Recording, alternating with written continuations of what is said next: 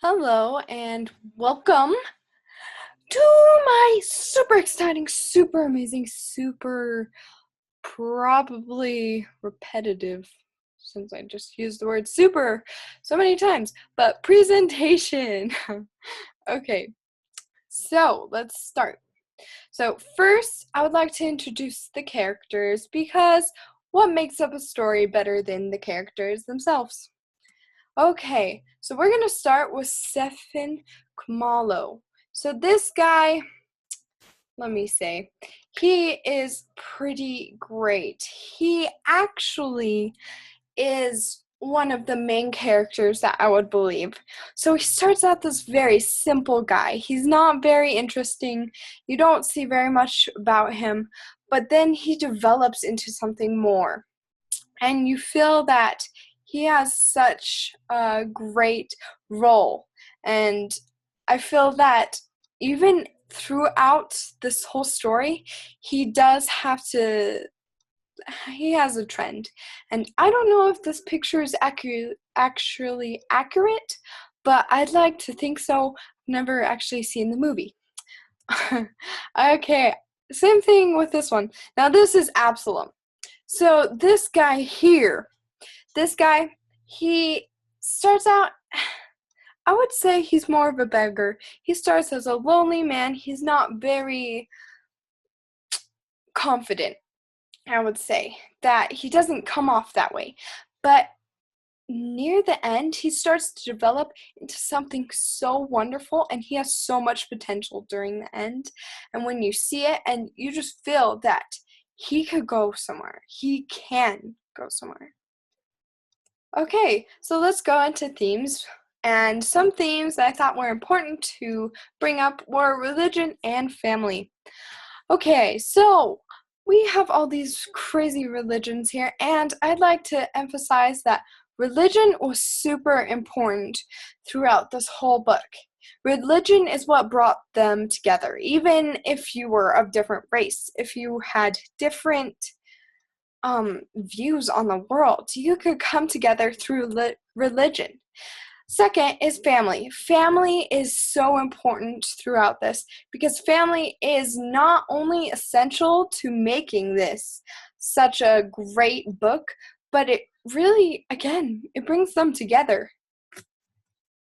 So, some literary devices I thought were super important, and that I noticed the most out of all of them were actually symbols and irony.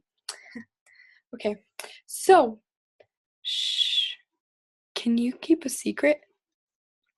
I discovered that throughout this story, there are a lot of secrets. Not everybody knows about everyone else. They simply cannot tell what circumstances they are in.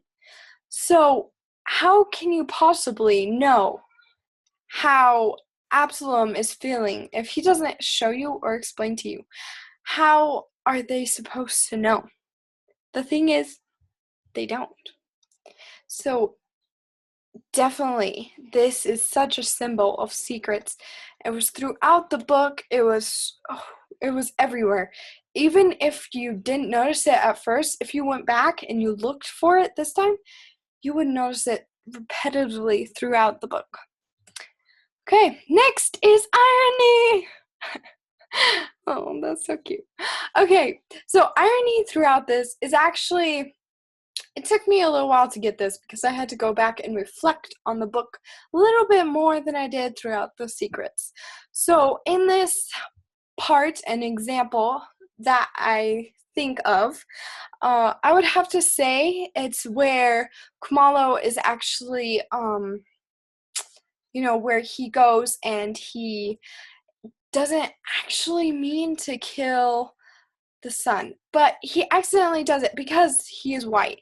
And so there's also a lot of other themes in here. But he just, it's his jerk reaction. He probably wouldn't have shot him if he was white, but the irony of it is he was actually trying to help chocolate people, which is what I call black people. So he was actually trying to help them. And so isn't there some irony in that? So in saying that there is irony throughout the story, we can actually go back and realize that there are so many hidden, and that's even foreshadowing. It's foreshadowing so many things. Um, I'd like to end this with saying that throughout this book, it has it's jam-packed with so many themes, so many symbols, foreshadowing, irony. I couldn't fit it all into one because I feel like I probably already went over time. And so, just remember that this book was full of the juiciest stuff ever.